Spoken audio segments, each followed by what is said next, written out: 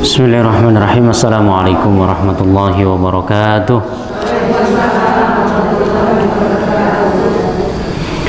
Alhamdulillahi rabbil alamin. Wa bihi nasta'inu ala umuri dunya waddin.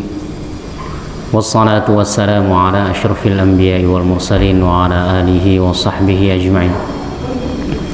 Subhanaka la ilma lana illa ma 'allamtana innaka antal alimul hakim. Rabbi syrah li sadri wa yassir li amri wahlul 'uqdatam min lisani yafqahu qawli, amma ba'du. Ibu-ibu jamaah yang dirahmati Allah Subhanahu wa taala, alhamdulillahirabbil alamin. Senantiasa kita bersyukur kepada Allah Subhanahu wa taala atas limpahan nikmat dan karunia-Nya kepada kita. Pada kesempatan hari ini kita masih diberikan Allah kemampuan dapat sama-sama hadir untuk melanjutkan kajian kita yang kita rutinkan setiap hari Senin, mengkaji tentang kehidupan perempuan di zaman Nabi Sallallahu Alaihi Wasallam.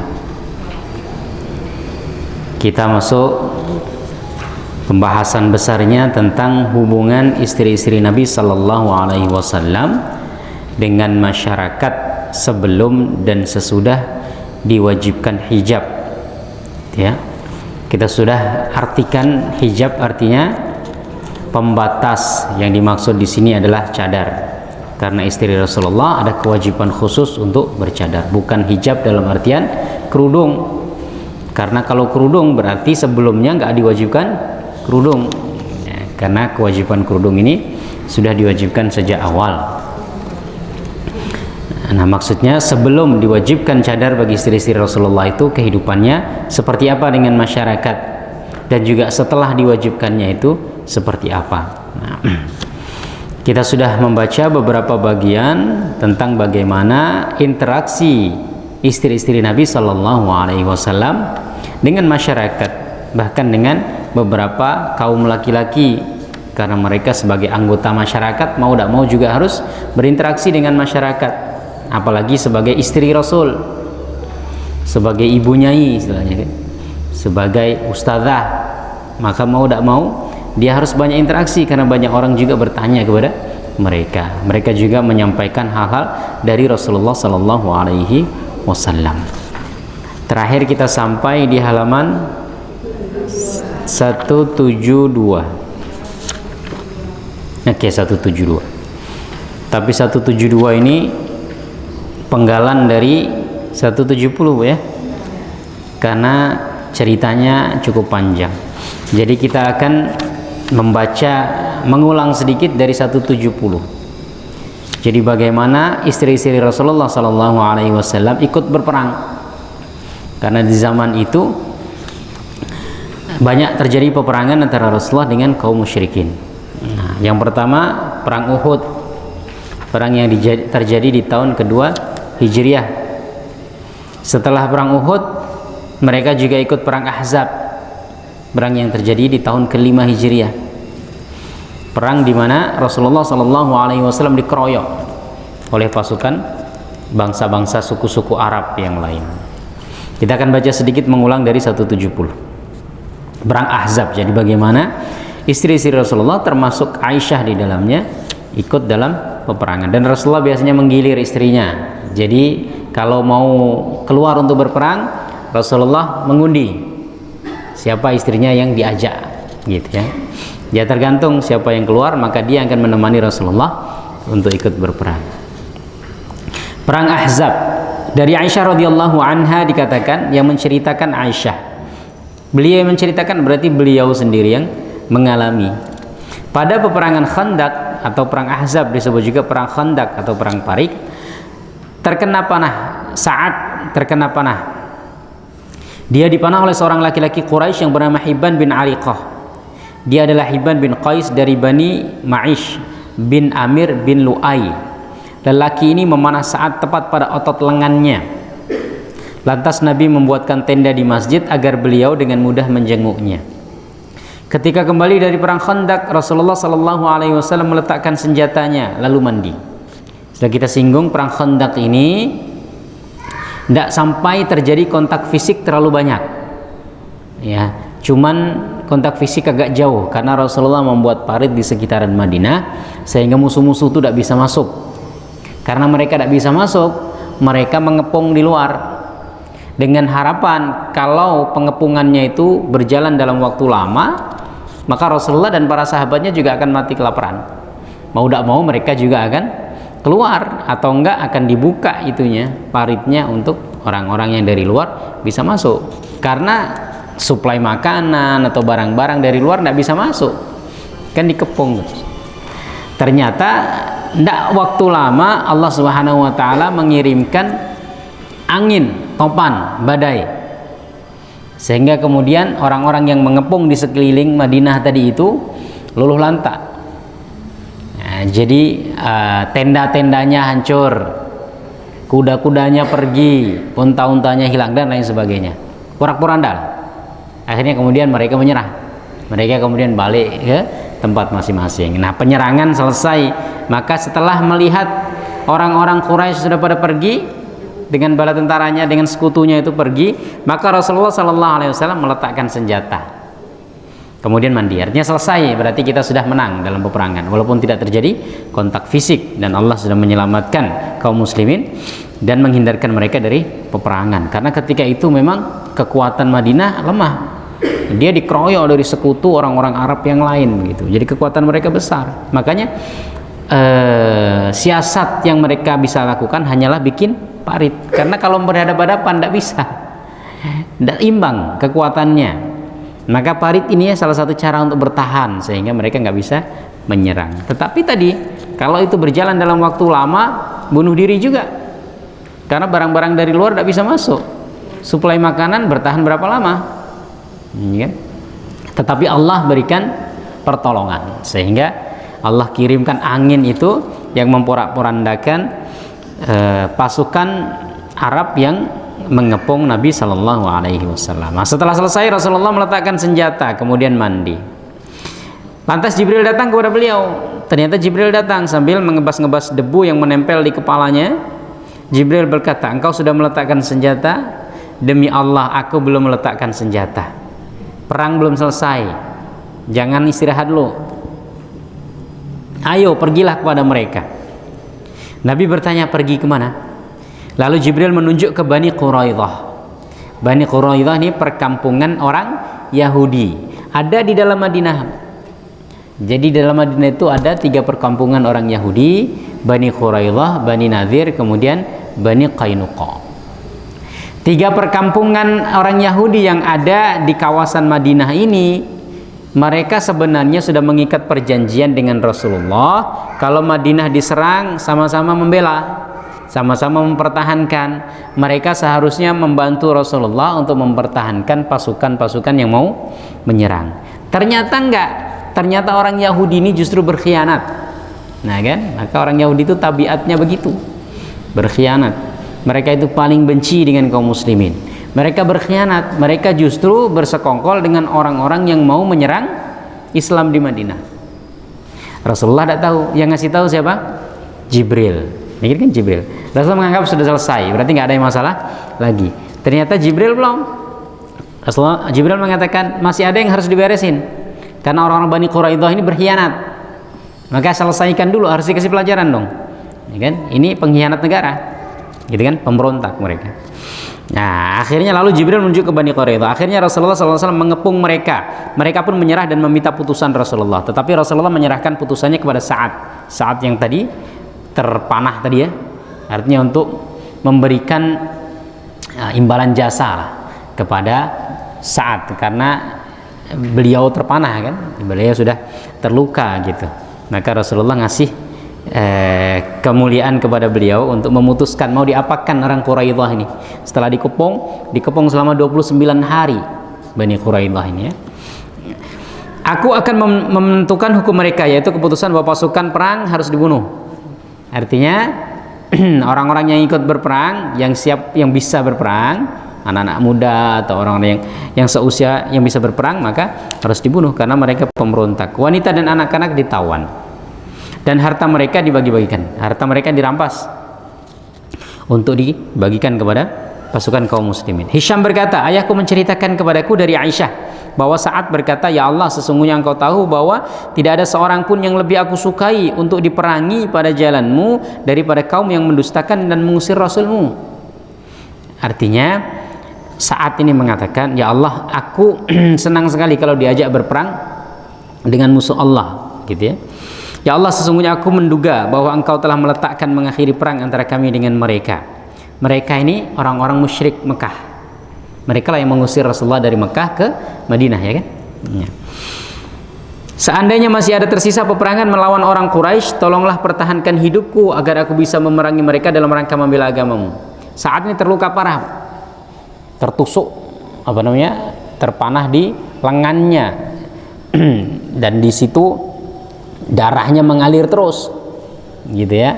Tetapi dia berdoa, ya Allah, kalau seumpamanya masih ada lagi peperangan antara kaum muslimin dengan orang-orang Quraisy Mekah, maka tolong panjangkan usiaku.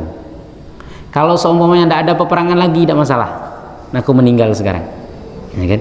Jadi keinginan para sahabat untuk tetap hidup itu bukan untuk menikmati hidup, tapi untuk bisa berperang lagi. Maka Rasulullah dulu juga begitu. Kalau seumpamanya aku punya banyak nyawa, aku pengen perang, mati, hidup lagi, perang lagi, mati, hidup lagi, untuk berjihad di jalan Allah, karena pahalanya sangat besar di zaman itu, ya.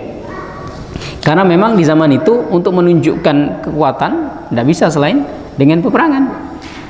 Kalau tidak berperang maka mereka akan diinjak-injak, ya kan? Dan mereka berperang dalam artian mempertahankan diri. Tapi seandainya engkau sudah mengakhiri peperangan ini, maka pancarkanlah darah lukaku ini dan jadikanlah kematianku karenanya. Sudah, kalau semuanya memang tidak ada peperangan lagi, matikan saja aku, ya Allah. Maka memancarlah darah dari bagian dadanya, dari bagian atas dadanya. Tidak ada yang menakutkan mereka yang sedang berada di masjid selain darah yang mengalir ke tempat duduk mereka. Saking banyaknya darah yang keluar. Ketika itu dalam masjid terdapat tenda milik Bani Ghifar. Mereka berteriak ketakutan, hai para penghuni tenda, apa yang mengalir ke arah kami dari tempat kalian?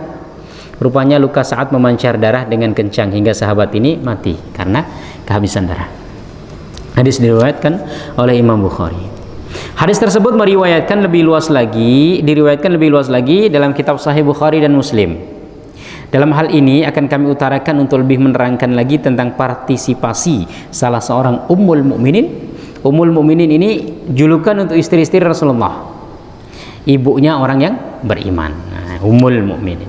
Dalam kehidupan sosial ketika menghadapi bencana dan cobaan atau peperangan maksudnya.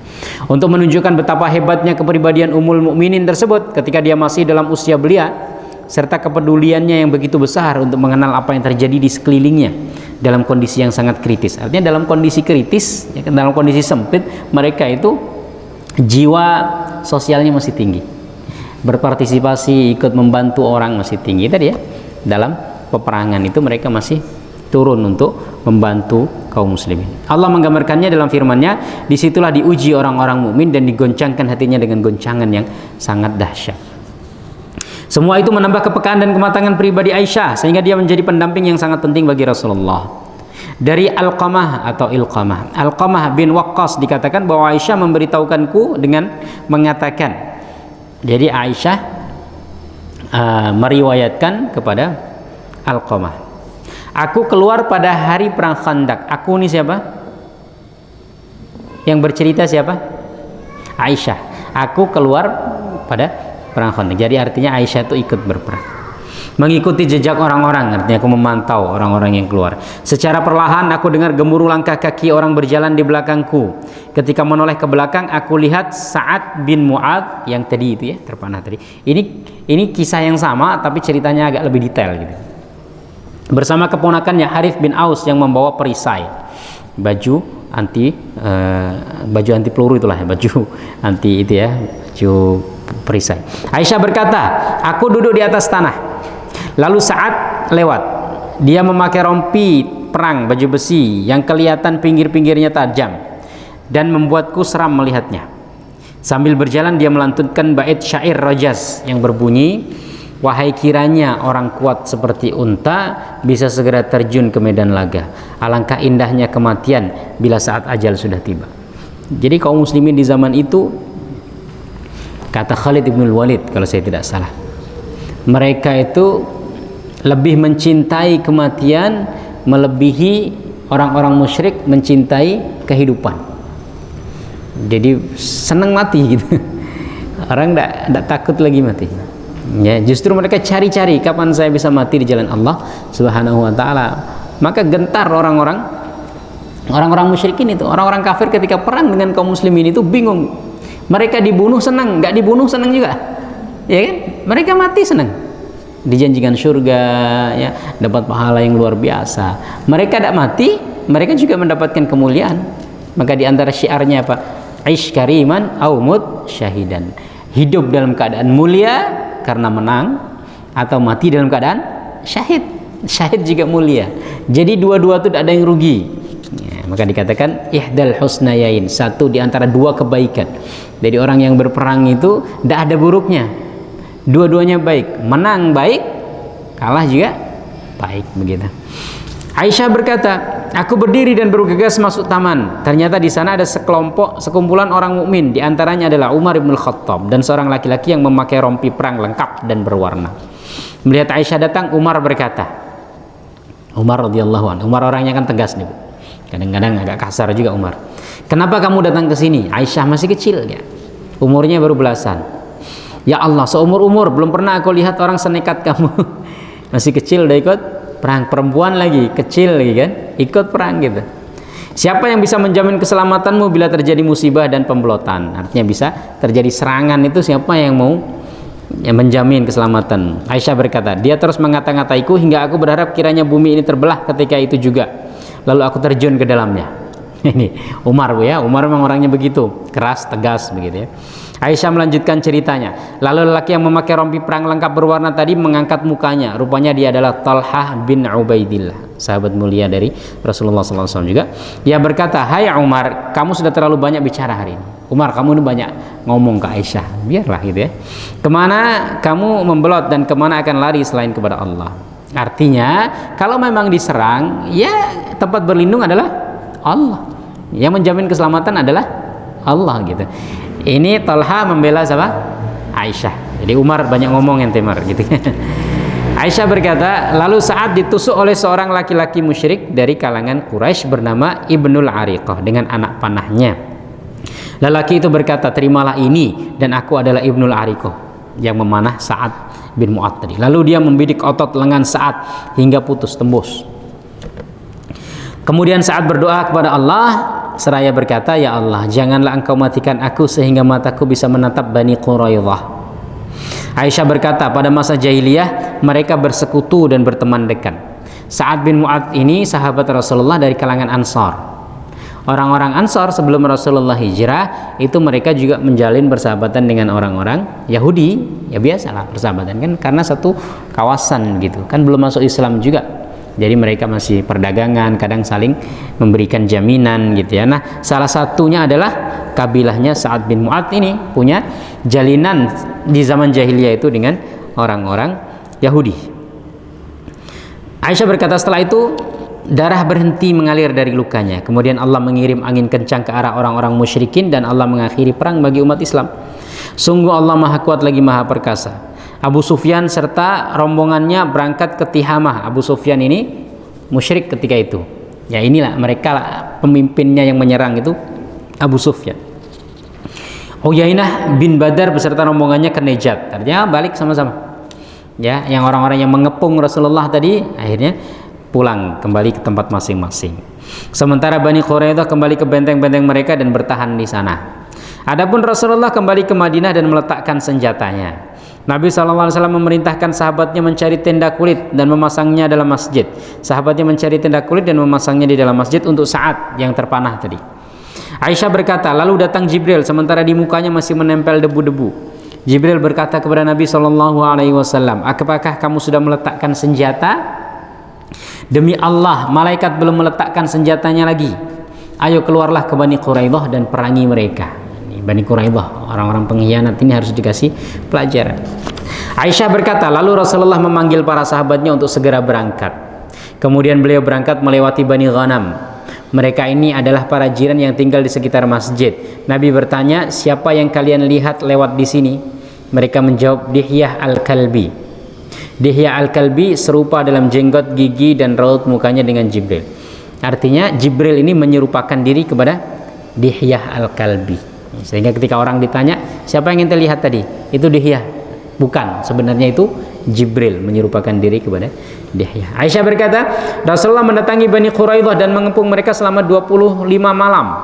Setelah pengepungan semakin ketat dan mereka menghadapi bencana besar, ditawarkanlah kepada mereka supaya mereka menyerah dan menerima putusan Rasulullah sallallahu alaihi wasallam. Lalu mereka bermusyawarah dan meminta pendapat kepada Abu Lubabah bin Munzir.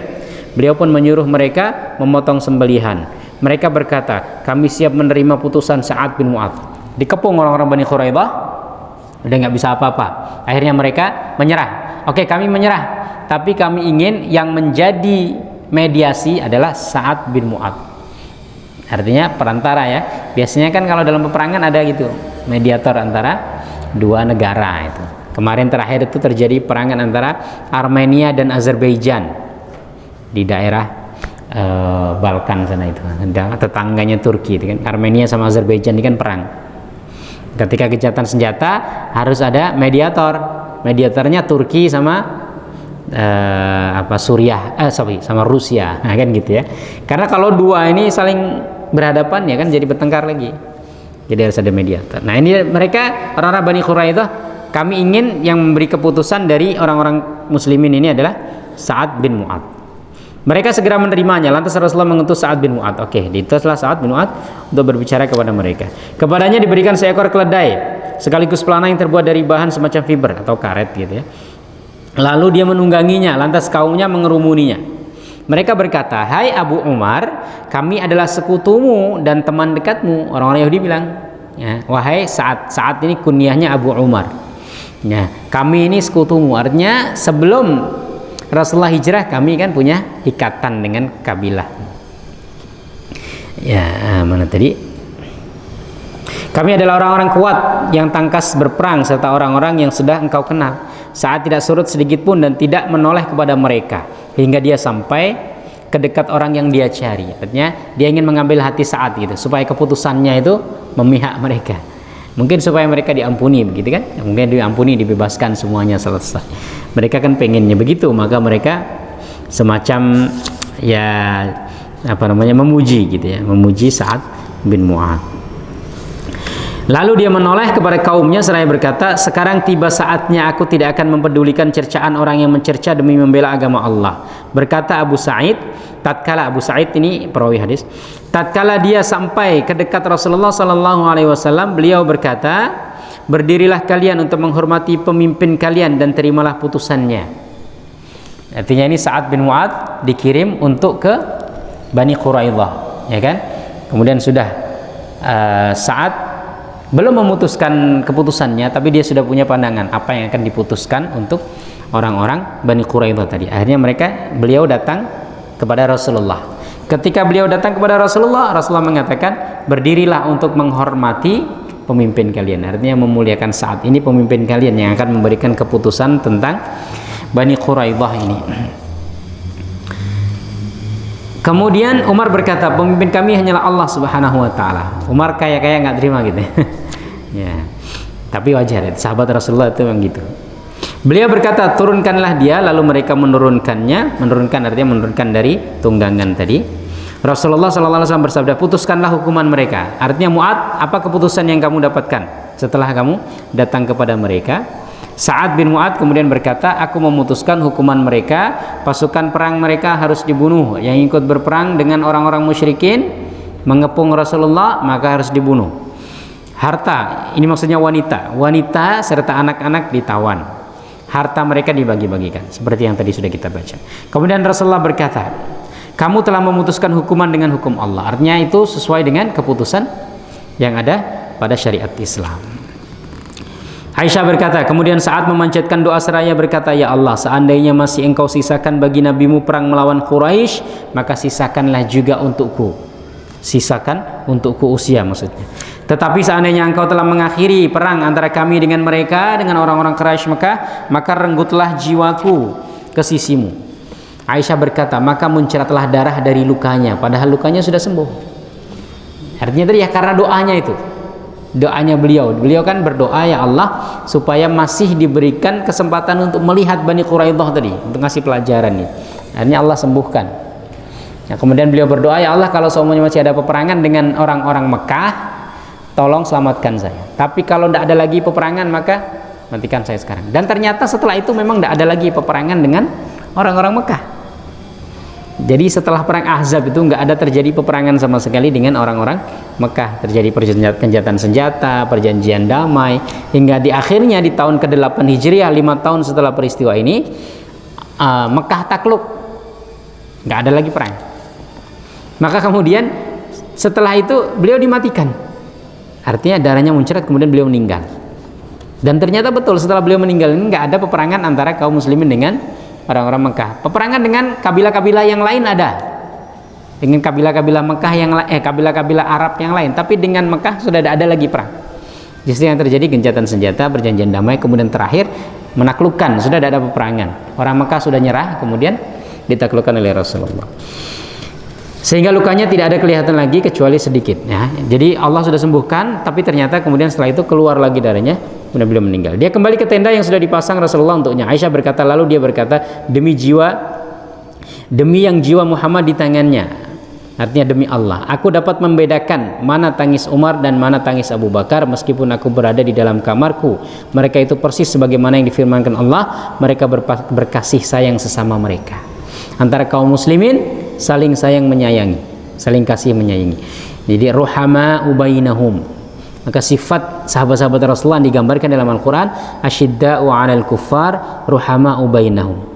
Mereka tegas keras dengan orang-orang kafir, tapi sayang, saling mengasihi kepada sesama muslim. Yang sekarang kita kebalikan.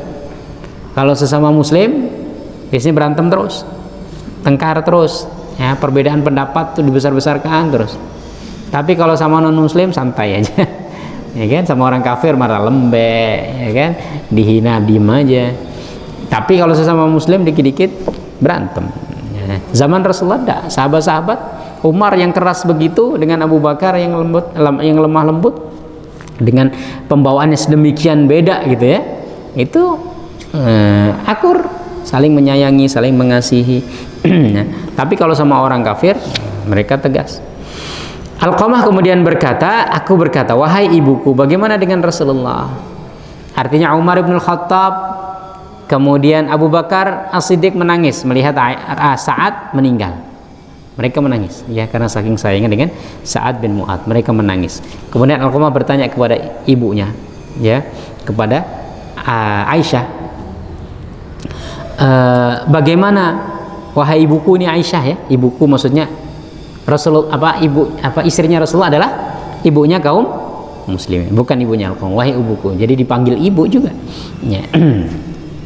Karena istri-istri Rasulullah itu seperti ibu-ibu kita. Wahai ibuku, bagaimana dengan Rasulullah? Artinya bagaimana Rasulullah? Artinya kalau Abu Bakar dengan Umar menangis melihat Sa'ad bin Mu'adz meninggal, bagaimana dengan Rasulullah? Beliau menjawab, air matanya tidak pernah berlinang karena kematian seseorang. Jika dilanda duka, beliau hanya menarik-narik jenggotnya, ya. Tapi tetap Rasulullah bersedih, gitu. Rasulullah tetap bersedih sebagai manusia kehilangan salah satu sahabat mulia. Rasulullah sedih, tapi sedihnya Rasulullah itu jarang menangis. Pernah Rasulullah menangis, tapi jarang. Rasulullah biasanya yang ngelus-ngelus jenggot. Itu menunjukkan ketegaran beliau, ya. Oke, itu diantara kisah bagaimana istri-istri Rasulullah ikut dalam peperangan, perang Uhud, perang Khandaq, bahkan sampai menceritakan sedemikian detail. Orang bisa menceritakan sedemikian detail kan berarti ikut betul. Kalau semuanya nggak bisa menceritakan sedemikian, mungkin kalau dari luar atau dari jauh cuman sekedar ngelihat, nggak mungkin bisa bercerita sedetail ini. Aisyah bisa bercerita sedetail ini, berarti kan dia seakan-akan benar-benar ngikuti gitu setiap peristiwa itu. Oke, selanjutnya hubungan istri-istri Nabi SAW dengan masyarakat setelah hijab diwajibkan. Tadi sebelum hijab diwajibkan, ya. Sekarang sudah diwajibkan hijab, sehingga ada semacam batas antara kaum muslimin dengan istri-istri Rasulullah. Tapi apakah kemudian sampai ada interaksi sama sekali? Kita baca. Satu hal yang menarik perhatian dan membuat kagum adalah kenyataan meskipun kewajiban hijab telah diturunkan, istri-istri Nabi tetap tidak mengisolasi diri dari kehidupan sekitarnya. Bahkan mereka tetap ikut serta dalam kegiatan Rasulullah. Demikian pula halnya setelah Nabi SAW wafat. Mereka mempunyai peranan yang besar sekali dalam mendidik dan mencerdaskan kehidupan umat Islam, di samping terus mengikuti perkembangan yang terjadi di sekitarnya.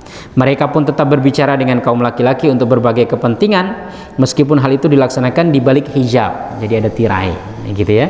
Jadi kalau ada orang masuk ke rumah Rasulullah, maka istri-istri Rasulullah berbicara dengan tirai, seperti itu. Karena ini hijab, ini ada kewajiban hijab, atau dengan cadar. Dengan demikian, hijab tidak menghambat segala bentuk partisipasi mereka dalam kehidupan. Hanya saja dengan hijab ruang gerak mereka agak dibatasi. Hijab juga tidak menghalangi pertemuan mereka dengan kaum laki-laki, dengan tetap memperhatikan tata krama, ya, sopan santun, adab tertentu khusus untuk bertemu dengan istri-istri Nabi yang di dalam hal ini berbeda dengan wanita-wanita kaum muslimin atau kaum mukminin yang lainnya. Demikianlah partisipasi wanita dalam kehidupan sosial tetap berlaku sehingga sunnah kehidupan dalam masyarakat Nabi Sallallahu Alaihi Wasallam. Hal itu tidak pernah ditinggalkan, bahkan sampai pada kondisi-kondisi yang khusus sifatnya, meskipun agak dipersempit ruang geraknya. Kondisi seperti ini tidak pernah lenyap dan syarat-syaratnya tidak pula ditambah-tambah. Artinya interaksi istri-istri Nabi SAW dengan masyarakat tetap, walaupun agak dibatasi, tapi tetap ada interaksi. Bukan mengisolasi diri sehingga tidak bertemu dengan siapapun, tidak berinteraksi dengan siapapun, di rumah saja. Tidak. Ya kan? Kondisi seperti ini tidak pernah lenyap, ya, dan tidak ada tambahan-tambahan syarat. Berikut ini terdapat beberapa nas yang penulis jadikan dalil atas apa yang dikemukakan di atas. Nah, ini ada cerita konkretnya, mengikuti majelis Rasulullah dan ikut angkat bicara. Dari Aisyah radhiyallahu anha dikatakan bahwa ada seorang laki-laki datang kepada Nabi sallallahu alaihi wasallam. Di balik pintu, Aisyah mendengar laki-laki tersebut bertanya kepada Nabi, "Ya Rasulullah, aku mendapati waktu fajar subuh dalam keadaan masih junub." Jadinya dia junub, belum mandi, tetapi sudah masuk waktu subuh. Apakah aku boleh berpuasa? Dalam keadaan seperti itu boleh tidak berpuasa? Rasulullah menjawab, aku juga pernah mendapati waktu subuh, tetapi aku tetap berpuasa. Artinya aku pernah mendapati waktu subuh dalam keadaan junub, belum mandi, ya kan? Sudah masuk waktu subuh, ya kan? Dan aku tetap berpuasa. Karena syarat untuk berpuasa itu tidak harus bersih dari hadas kecil maupun hadas besar. Kalau sholat memang harus bersih, Bu, hadas besar maupun hadas kecil. Artinya orang kalau mau sholat tidak boleh dalam keadaan junub, tapi kalau puasa boleh. Maka kalau seumpamanya sudah waktu subuh sebenarnya ini belum sempat mandi, maka puasa tetap sah. Yang penting niat, gitu ya. Tidak harus. Tapi kalau seumpamanya memang ada waktu untuk mandi dulu, biar nggak terlambat subuhnya, kan lebih bagus. Tapi kalau seumpamanya atau ketiduran, bangun-bangun sudah lewat, gini kan, sudah lewat subuh, belum mandi, sebelum mandi besar, masih junub, maka puasa tetap sah, gitu ya. Laki-laki itu berkata, engkau bukan seperti aku ya Rasulullah. Dia masih nggak percaya gitu. Rasulullah, engkau kan orang pilihan, engkau nabi gitu. Bukankah Allah telah mengampuni dosamu baik yang telah lewat maupun yang akan datang? Lalu Rasulullah bersabda, demi Allah, sesungguhnya aku tetap menjadi orang yang paling takut kepada Allah daripada kamu, dan sekaligus menjadi orang yang paling banyak beramal. Artinya memang aku orang yang paling banyak beramal, tetapi aku sama seperti kalian, ya, aku sama sebagai manusia, sehingga apa yang dilakukan Rasulullah justru menjadi contoh begitu. Kadang-kadang kan sahabat kan merasa Rasulullah kan sudah diampuni, Rasulullah banyak ini, jangan-jangan itu khusus untuk Rasulullah bukan untuk kita. Nah, Rasulullah ingin menjelaskan, enggak, itu berlaku juga untuk umatnya. Dari Abu Musa radhiyallahu anhu dikatakan, saya berada di sisi Nabi sallallahu alaihi wasallam. Jadi ini Aisyah mendengar pembicaraan Rasulullah dengan salah seorang sahabat di balik pintu. Saya berada di sisi Nabi ketika beliau singgah di Ji'ranah yang terletak antara Mekah dan Madinah. Beliau bersama Bilal. Lalu datang seorang Arab Badui dan bertanya kepada Rasulullah, tidakkah engkau tepati apa yang pernah engkau janjikan kepadaku? Nabi menjawab, bergembiralah. Badui itu berkata, sudah sering kali engkau bilang bergembiralah padaku. Lantas Rasulullah menghadap ke arah Abu Musa dan Bilal seperti orang dalam keadaan marah. Kemudian beliau berkata, dia menolak berita gembira, maka sekarang terimalah oleh kamu berdua. Artinya urusi orang itu. Abu Musa dan Bilal berkata, kami siap menerima. Lalu beliau minta dibawakan mangkuk berisi air. Lalu beliau membasuh kedua tangannya dan wajahnya pada mangkuk tersebut seraya menyemburkan ludahnya ke dalamnya. Kemudian beliau berkata, minumlah kamu berdua dari mangkuk itu dan tuangkanlah pada wajah dan bagian atas dada kalian dan bergembiralah. Keduanya segera mengambil mangkuk tersebut dan melakukan apa yang diperintahkan Rasulullah. Lalu Ummu Salamah ini siapa? Istri Rasulullah, ya kan? Lalu Ummu Salamah memanggil dari balik tabir, ya, karena sudah ada perintah hijab tadi. Hendaklah kalian berdua menyisihkan air tersebut untuk ibu kalian. Mereka segera menyisihkan sebagiannya, ya kan? Artinya ada interaksi. Jadi istri Rasulullah nguping dia, nguping dari belakang. Kemudian dia berbicara juga. Nah ini juga ada satu karomah, keistimewaan dari Rasulullah, meludah kemudian dijadikan sebagai diminum. Ini untuk Rasulullah memang ada berkahnya. Pernah kita singgung bagaimana ada seorang sahabat yang mengambil air keringatnya Rasulullah, ya kan? Tapi untuk kita seperti apa? Wallahu alam. Yang seperti ini khusus untuk Rasulullah atau berlaku juga untuk orang-orang saleh. Ya. Tapi ya supaya kita tidak ragu, ya pastikan dulu orangnya saleh beneran gitu. Nanti kalau salah, ya, artinya kan ada kayak jambi-jambi di ludah-ludah begitu kan? Ya wallahu alam, kita tidak bisa mengatakan ini khusus Rasulullah, nggak berlaku untuk yang lain, atau kita katakan ini juga karena itu tadi ya, Rasulullah nggak menjelaskan ini hukum khusus beliau, sehingga ada sebagian orang kan untuk mencari keberkahan kiai gitu biasanya ngambil dari bekas minuman dia, itu berdasarkan dalil seperti ini, ya, maka tidak ada salahnya sebenarnya, tetapi ya tergantung kita masing-masing kan. Kalau kita jijik tidak mau ya tidak usah kan begitu ya. Nah, ada sebagian yang mau, ya silahkan saja. Kalau menganggap orang itu saleh, memang orang itu ya orangnya ibadahnya kuat, baik, alim dan lain sebagainya kan. Sehingga biasanya memang ada sebagian murid itu yang rebutan bekas air minum gurunya. Ya, jadi bekas air minum. Ustadz Abdul Somad itu pernah Kiai Hasan Abdullah Sahal, pemimpin Gontor itu, Kiai Gontor itu kan. Kan pernah Ustadz Abdul Somad itu datang ke sana silaturahim. Jadi minumannya Ustadz Hasan itu yang Kiai Gontor tadi kan belum habis, langsung diambil sama Ustadz Somad, diminum sama beliau untuk mengambil keberkahan. Dalilnya ada ini. Tapi kalau tidak mau ya jangan salahkan, ya silahkan. Kalau tidak mau lah bekas orang kan, takut ketular corona lagi malah kan sekarang aneh-aneh ya. Tapi jangan salahkan Bu, ya kan, jangan salahkan karena ada dalilnya ini dari Rasulullah. Tetapi kalau tidak mau ya pilihan pribadi kan, kalau merasa ini. Tapi merasa seumpamanya ya karena setiap kebaikan itu bisa mengalirkan kebaikan ke orang lain. Dan kan ada satu penelitian di Jepang itu bagaimana air ketika dibacakan bacaan-bacaan yang baik dia bereaksi positif kan.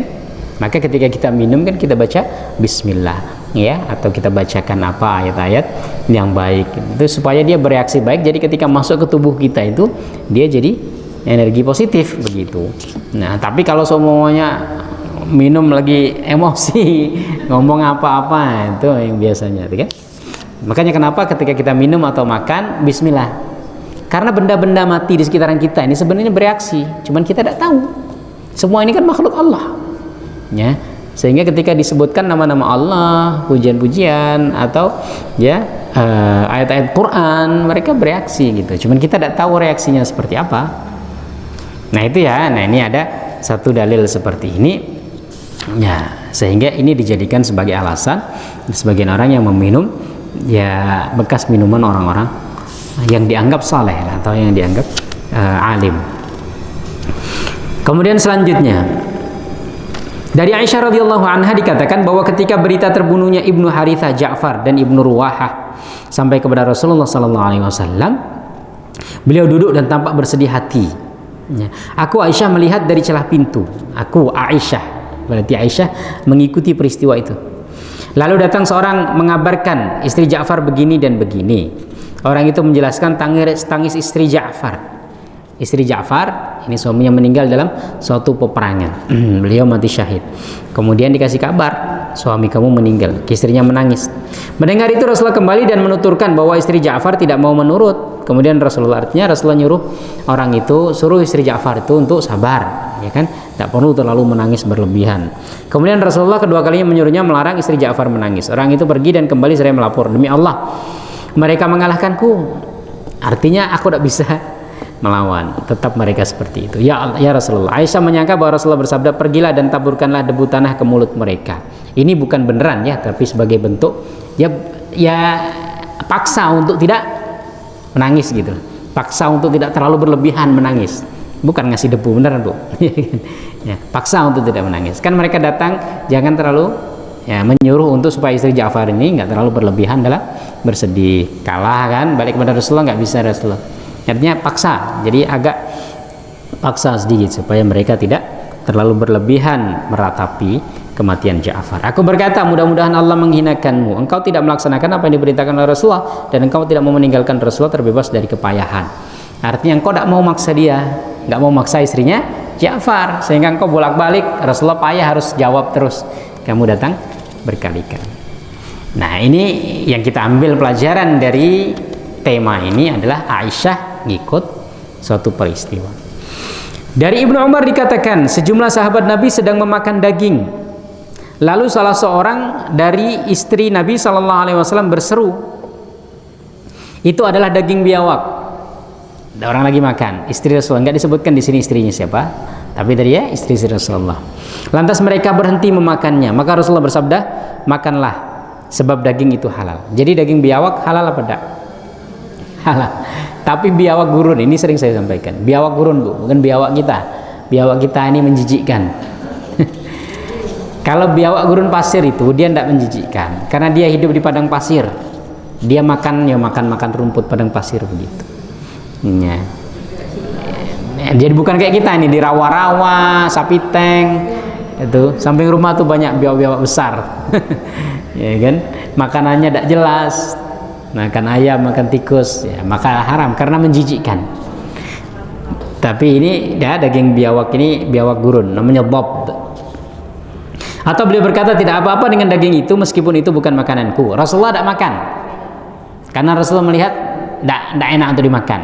Tapi Rasul tidak melarang karena makanan itu halal. Sehingga ketika Khalid bin Walid makan, Rasul nggak menyalahkan. Khalid bin Walid ini sering perang, dan mereka memang hebat. Khalid bin Walid itu jarang di rumah, dia sering keluar untuk perang. Kalau orang sering keluar untuk perang, berarti kan sering di luar. Kalau orang sering di luar, makan apa aja kadang-kadang. Ya tentara-tentara gitu. Kalau di hutan kadang-kadang kan makan apa saja. Nah, Khalid bin Walid ini ya makan biawak gurun biasa dia. Karena kehidupannya memang sering perang di luar gitu. Nah, Rasulullah tidak sebanyak itu berperang, sehingga Rasulullah nggak biasa makan biawak gurun itu. Nah, beliau tidak makan, tapi beliau tidak menolak. Artinya nggak melarang sahabatnya makan. Nah, di sini ada istri Rasulullah yang menimpali. Berarti kan ada interaksi. Jadi makan itu daging biawak loh. Ya. Wallahu alam, mungkin istri Rasulullah ini ingin seakan dalam pikiran beliau ini mungkin dianggapnya daging biawak ini juga haram ya, karena ngasih tahu itu daging biawak, tapi nggak disebutkan ya. Ngasih tahu maksudnya itu daging biawak jangan dimakan, atau itu daging biawak jadi sehingga kalau orang tahu itu yang dimakan adalah daging biawak ya. Wallahu alam. Tetapi kemudian Rasulullah membetulkan bahwasanya daging biawak juga tidak haram. Dari Ummu Salamah, istri Rasulullah juga, dari Rasulullah dikatakan bahwa beliau mendengar pertengkaran di dekat pintu kamarnya. Beliau pun keluar menemui mereka dan berkata, aku adalah manusia biasa. Terkadang datang kepadaku orang-orang yang bersengketa. Ini Rasulullah ya, kadang-kadang datang kepada beliau orang yang lagi begaduh. Boleh jadi sebagian dari mereka lebih pintar bicara daripada yang lain, sehingga aku mengira bahwa dialah yang benar. Lalu aku memberi keputusan yang menguntungkannya. Karena itu barang siapa yang aku putuskan mendapat hak orang lain, maka sebenarnya itu tidak lain hanyalah sepotong api neraka. Jadi terserah dia mau membawanya atau meninggalkannya. Hadis riwayat Bukhari Muslim. Maksudnya begini, Rasulullah sebagai manusia biasa, beliau tidak mengetahui hal gaib kecuali atas informasi dari Allah. Kadang orang datang kepada kita mengadukan suatu masalah, mereka bertengkar nih. Yang kita putuskan kira-kira yang mana? Yang pintar berargumen kan? Ada kadang-kadang itu orang benar tapi tidak pintar ngomong dia nggak pintar ngomong. Ada orang ini yang sebenarnya salah, dia ngomong bersilat lidah, pandai ini itu dan lain sebagainya, sehingga di pandangan kita yang benar siapa? Yang benar si A tadi, yang orang yang sebenarnya salah. Banyak kasus seperti itu. Nah, Rasulullah sendiri bilang begitu. Kadang-kadang dua orang datang kepadaku ya aku putuskan sesuai dengan apa yang sampai kepadaku informasinya. Ada orang yang mungkin nggak bisa bicara itu nggak bisa menyampaikan argumennya, sehingga aku anggap dia salah. Sementara yang benar ini pintar berkelit, bersilat lidah, pintar menyampaikan argumen, sehingga saya menangkan. Kalau seumpamanya dia salah, kemudian keputusannya saya menangkan dan dia diam saja, maka dia sudah memakan api neraka, gitu ya. Jadi kalau dia menang tapi dalam keadaan sebenarnya dia salah dan dia bangga, oh ternyata aku menang nih, ya kan? Dia nggak mengakui Rasulullah sebenarnya saya salah, tapi ya dialah yang sebenarnya benar.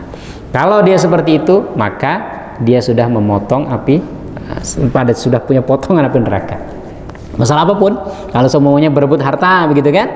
Berebut harta, kemudian karena tadi yang pandai berbicara dimenangkan oleh Rasulullah, maka sebenarnya yang dia dapat itu adalah potongan api neraka. Nah, itu kata Rasulullah Sallallahu Alaihi Wasallam. Kita juga begitu. Makanya hakim-hakim itu kan tidak semuanya keputusannya itu tepat. Karena kadang-kadang yang benar itu tidak punya saksi, yang benar tidak punya bukti, ya. Atau yang salah ini pengacaranya hebat, ininya hebat, maka jadi pengacara hati-hati, ya kan? Ya, dia sudah memberi orang potongan api neraka tuh. Yang salah dibenarkan, yang benar disalahkan. Tapi bagaimana kalau jadi pengacara sudah tahu itu salah? Sebenarnya prinsipnya kalau jadi pengacara sudah tahu itu salah, hanya berharap meringankan hukuman, begitu ya. Bukan membuat benar. Tapi kalau membuat benar itu bukan berarti jadi pengacara itu haram pekerjaan itu, tidak. Tapi tadi ya tetap kalau salah ya memang kita katakan salah, cuman untuk meringankan hukuman. Mungkin ada celah hukum yang bisa lebih ringan, yang seharusnya 10 tahun jadi 5 tahun, 2 tahun. Tapi kalau sudah tahu dia salah kemudian berkelit untuk supaya dia menang, nah ini besar hukumannya di sisi Allah. Oke, selanjutnya dari Aisyah radhiyallahu anha dikatakan bahwa Rasulullah Shallallahu Alaihi Wasallam pernah mendengar suara orang bertengkar di pintu. Suara mereka keras sekali. Tiba-tiba salah seorang dari mereka meminta kepada yang lain agar membesarkannya dan bersikap lunak, membebaskannya dan bersikap lunak kepadanya mengenai suatu hutang. Sedang yang lain lagi berkata, demi Allah aku tidak akan melakukan itu. Maka keluarlah Rasulullah dan berkata kepada mereka, mana orang yang bersumpah demi Allah tidak akan berbuat kebaikan tadi? Orang itu menjawab, saya wahai Rasulullah, tetapi dia sekarang boleh memilih mana yang lebih disukainya, antara pembebasan sebagian hutang atau bersikap lunak kepada perkara. Artinya kalau bersumpah jangan sampai bersumpah tidak melakukan suatu kebaikan. Demi Allah saya tidak akan datang ke masjid, jangan, ya kan? Karena demi Allah saya tidak akan lagi nyakitin orang, silakan. Ya, kalau bersumpah jangan kebaikan, tidak boleh. Jangan bersumpah untuk meninggalkan kebaikan. Demi Allah saya tidak mau ikut kajian lagi. Jangan sumpah ya, saya tidak mau ikut kajian lagi, gitu aja lah. Tapi kalau sumpah, karena kalau sumpah harus ada nazarnya, harus ada kafarotnya nanti kan. Karena nggak boleh meninggalkan kebaikan dalam artian seterusnya begitu. Dari Ubadah bin Samit dari Nabi SAW, beliau bersabda, barang siapa yang senang menemui Rasulullah, maka Allah akan senang menemuinya. Dan barang siapa yang benci bertemu Allah, maka Allah akan benci bertemu dengannya. Ubadah bin Samit, laki-laki atau perempuan? Laki-laki, bin bu ya. Jadi jangan lihat ubadahnya, ubadah ini binnya. Kalau ubadah kayaknya perempuan, ini Ustaz Ubadah ada dah ya. Tapi karena bin sering saya singgung kan, jadi nggak selalunya yang ada hak itu perempuan. Hamzah, Talha, Hudzaifah, Muawiyah, itu semua sahabat Rasulullah laki-laki. Nah, kalau kita tidak tahu lihat aja bin kan. Kalau bin berarti laki-laki, kalau binti termasuk Ubadah ini. Ubadah bin Samit sahabat Rasulullah. Ya. Jadi beliau mengatakan barang siapa yang senang bertemu Allah, Allah senang bertemu dia. Artinya meninggal dalam keadaan senang bertemu Allah, Allah senang bertemu dia. Kebalikannya. Aisyah, salah seorang istri Rasulullah berkata, Aisyah nimpalin, ya kan? Sesungguhnya kami tidak menyenangi mati. Rasulullah, siapa yang suka mati? Ya kan? Jadi barang siapa yang menemui Allah kan berarti mati bu ya. Barang siapa yang suka bertemu dengan Allah, maka Allah suka bertemu dengannya. Berarti dia suka mati. Ada di sini yang suka mati? Tidak ada kan? Naluri kita itu menghindari kematian. Makanya ada corona, ya apa lockdown kan? Karena ada potensi kematian. Kita ngelihat ada ular berbisa, ya lari. Ngelihat singa ya pasti lari. Karena ada potensi, ada naluri kita untuk menghindari kematian. Kita semua mencintai kehidupan, Bu.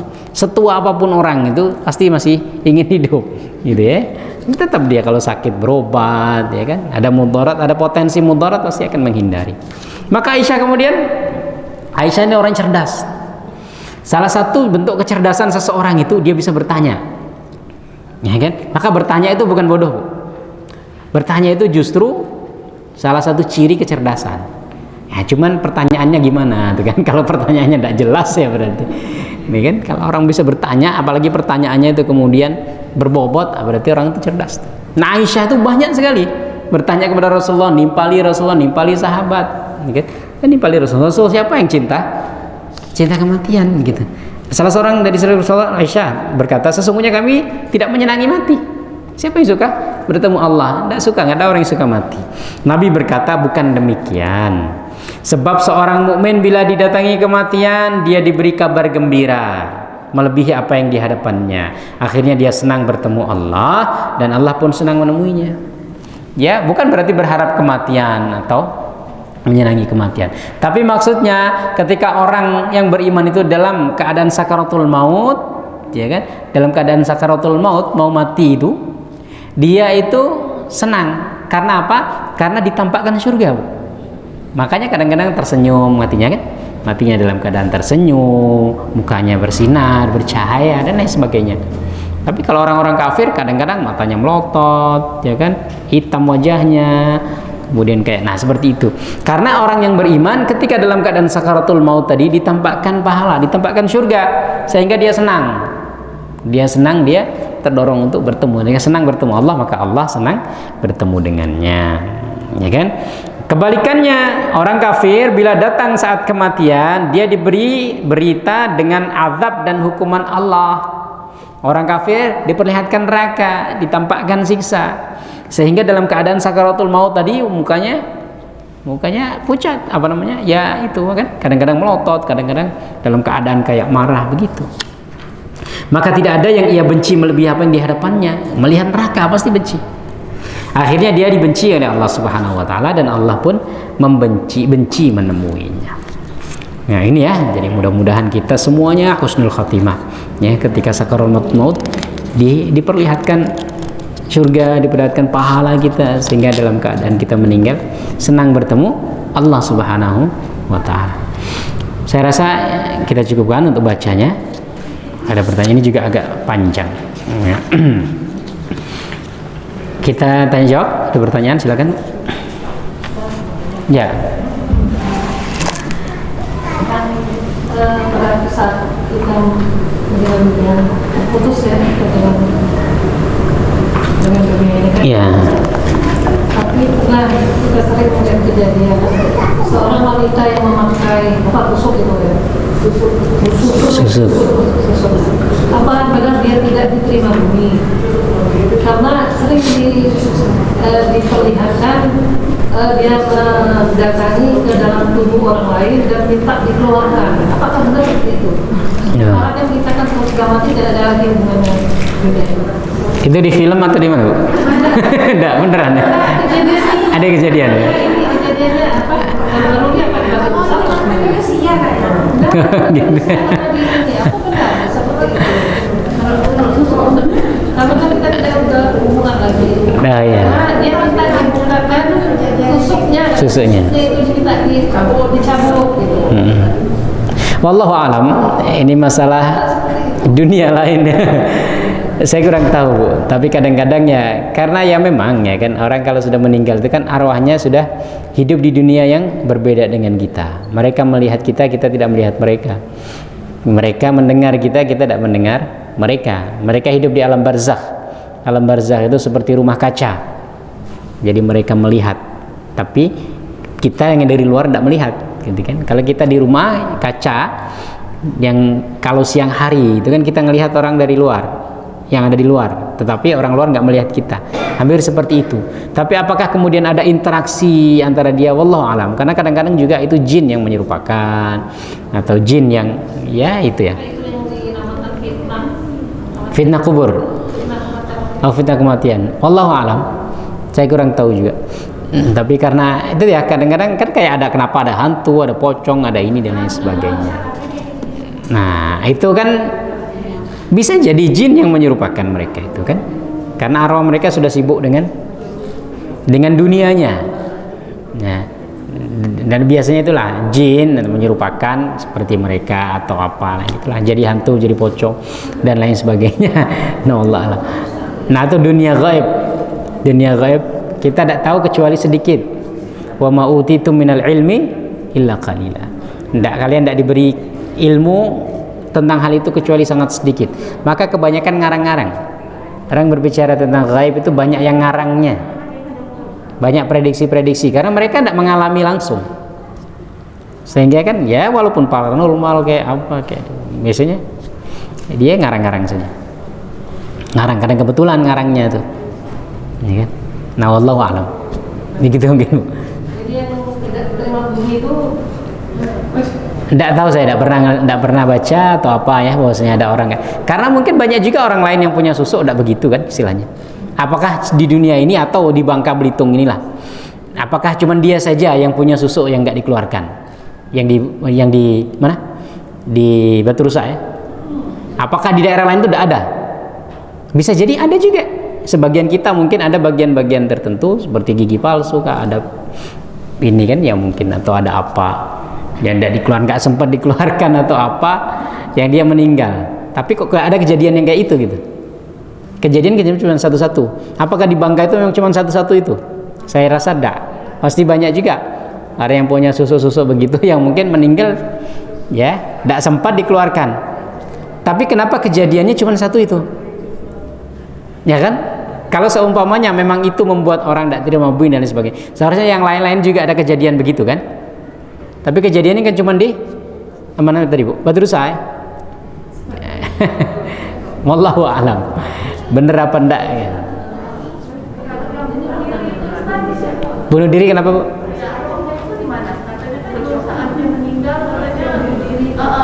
Orang yang bunuh diri kembali ke sana atau masih di katanya seperti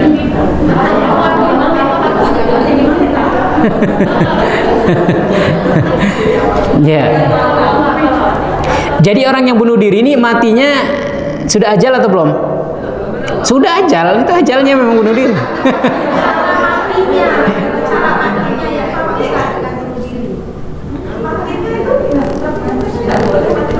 Iya, nggak boleh mati bunuh diri. Tetapi itu kan sudah ajalnya.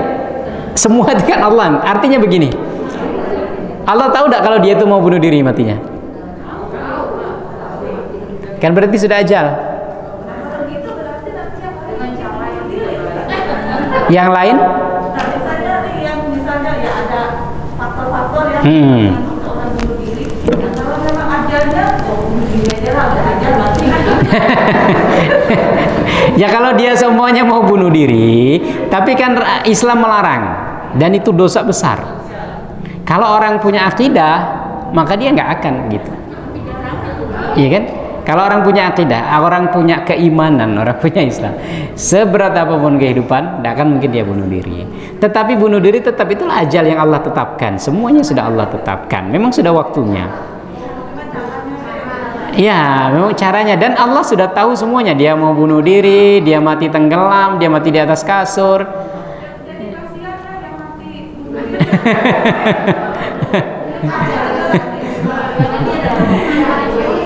Iya.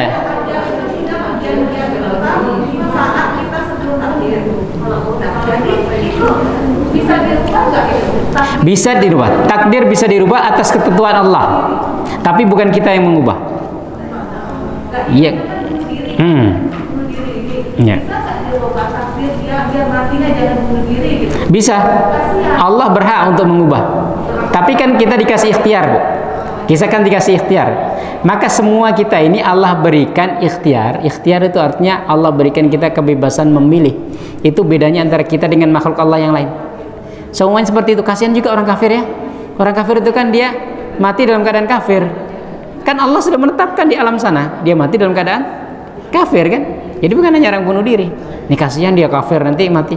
Tapi kan Allah kasih pikiran yang dengan itu dia berusaha, Allah berhak untuk mengubah, tapi bukan kita yang mengubah. Maka dalam Al-Qur'an dikatakan, yamhullahu ma yasha'u wa yuthbit wa indahu ummul kitab. Allah berkehendak untuk menetapkan takdir dan menghapusnya, dan Allah memiliki ummul kitab, catatan di Lauhul Mahfuz. Semua kita sudah dicatat di Lauhul Mahfuz. Tapi dengan usaha yang Allah berikan kepada kita ini, kita bisa memilih. Yang dengan memilih itu tadi, Allah dengan kehendak Allah ya, bukan dengan kita, berhak untuk mengubah, menghapus dan lain sebagainya. Sehingga Rasulullah mengatakan la yardul qadha illa du'a. Ya, tidak ada yang bisa menolak qadha kecuali doa. Artinya doa itu bisa mengubah. Na'udzubillah, seumpamanya ada seorang yang ditetapkan su'ul khatimah di catatan Lauhul Mahfuz di akhirat, ya kan? Kemudian dengan usaha dia, dengan ini, Allah ganti dia jadi husnul khatimah. Bisa. Karena Allah kasih kita usaha. Sama juga tadi orang bunuh diri tadi, sudah ditetapkan ajalnya itu, tetapi pilihan ada di dia. Nah, semuanya dia salah memilih ya tetap Allah nggak mengubah. Tapi kalau semuanya dia punya akidah tadi, kemudian dia, maka ya tidak jadi sebenarnya kan, ya berarti tidak jadi itu juga tentang apa namanya, jadi ajalnya, jadi ketetapan Allah Subhanahu wa taala juga ya. Itu ya, begitu Bu ya. Ya, ini masalah qada qadar, masalah gaib. Ini masalah yang diawang-awang semua nih. Karena memang kita nggak bisa memastikan, sehingga ujungnya kita akan mengatakan wallahu a'lam. Wallahu a'lam. Karena nanti, dan banyak perdebatan yang dulu terjadi itu karena seperti itu. Kita berkehendak ini atas kesadaran kita atau karena Allah yang menyuruh. Kita kaya ini karena usaha kita atau karena Allah sudah menetapkan? Allah sudah menetapkan. Ya udah nggak usah kerja, ngapain kan? Ini kan semuanya begitu. Atau ada sebagian mengatakan enggak, karena usaha kita lah. Usaha kita yang membuat kita kaya begitu. Tapi ada juga orang yang berusaha tidak kaya.